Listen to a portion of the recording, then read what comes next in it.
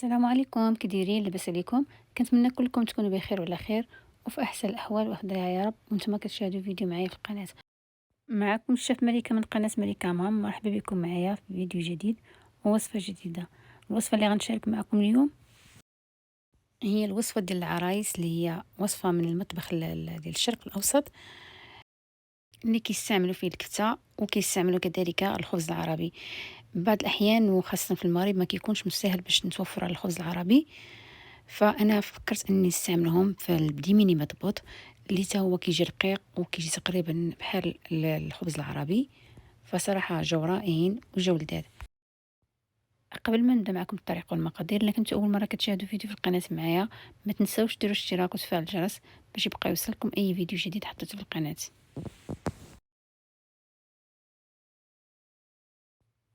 بالنسبه للعجين ديال البطبوط، انا استعملت 3 المقاييس ديال الدقيق فورس، وغنستعمل قياس اللاروب، يعني 3 الكيسان ديال الفورس وكاس اللاروب ديال الفينو. نستعمل الملحه والسكر، معلقه كبيره ديال السكر وقياس معلقه صغيره ديال الملحه والخميره على حسب الجو.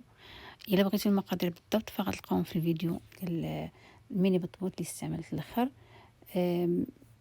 باستثناء انكم غتحيدوا الملون، الحبر ديال الحبار اللي استعملت باش لونت. وهنا غنحتاجو الماء باش نجمعوا العجين. العجينه ما تكونش مرخوفه وما تكونش قاصحه، ما تكونش مرخوفه كتلصق في اليدين وما تكونش قاصحه. كنخليوها تسدلك مزيان. من بعد ما تعجنت لي العجينه، انا بالنسبه لهاد العجينه ما درتهاش كلها ميني بطبوط، فخديت فقط القياس اللي بغيت الميني بطبوط، والشي الاخر استعملته في حوايج اخرين. كنخليوها ترخف شويه وكنطلقوها.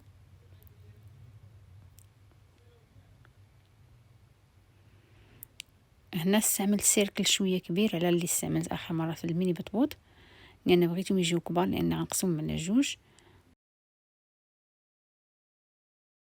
كنقطعوا العجينه وكنخليوها تتخمر عاد باش كندوزو باش نطيبوها.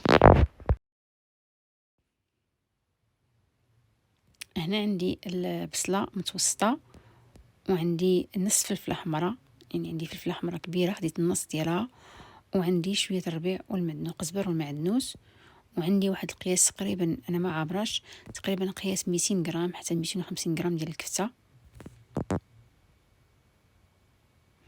وعندي حبه ديال المطيشه اللي هي طحنتها كذلك. هنا ضفت التحميره وكذلك الابزار والكمون، وكذلك ضفت قزبر يابس والخرقوم الكركم،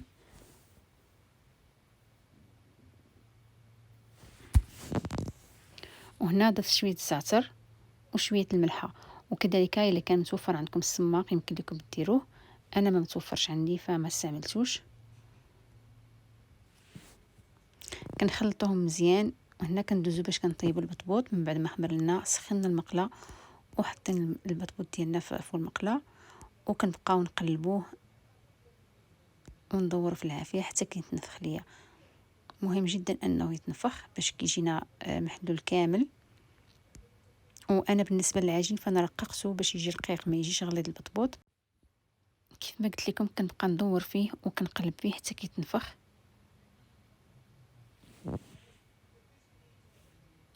ماشي مشكل لما ما طابش كامل، لان مازال غيعاود يطيب مع العماره.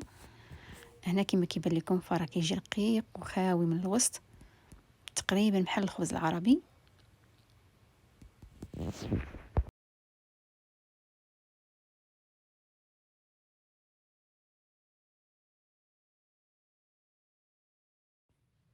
ملي كنكمل التقطاع ديالهم كندوز باش نبدا نعمر فيه.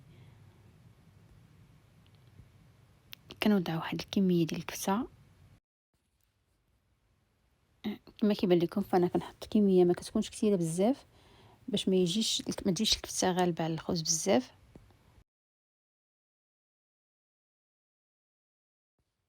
كنستمر بنفس الطريقه حتى كنكمل الخبز اللي عندي كامل. وكذلك فانا الكميه ديال الكفته جاتني قد قد مع كميه ديال الخبز اللي عندي.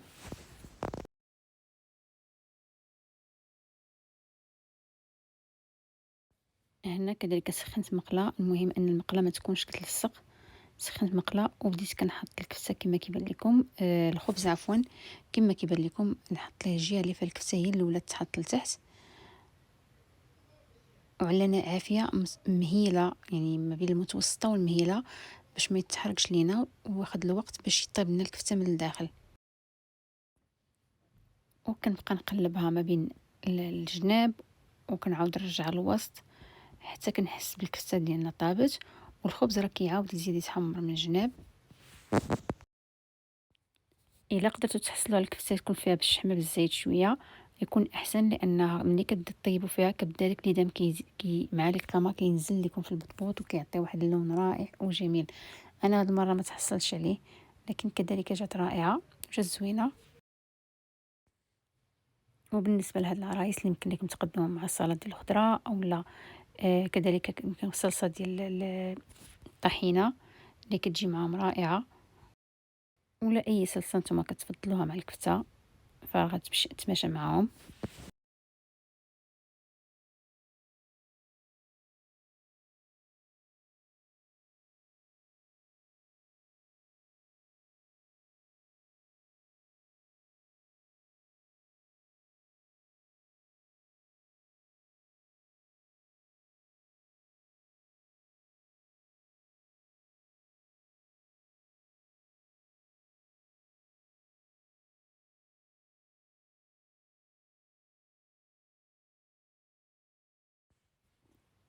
كانت هذه الوصفه اللي شاركت معكم اليوم، كنتمنى تعجبكم.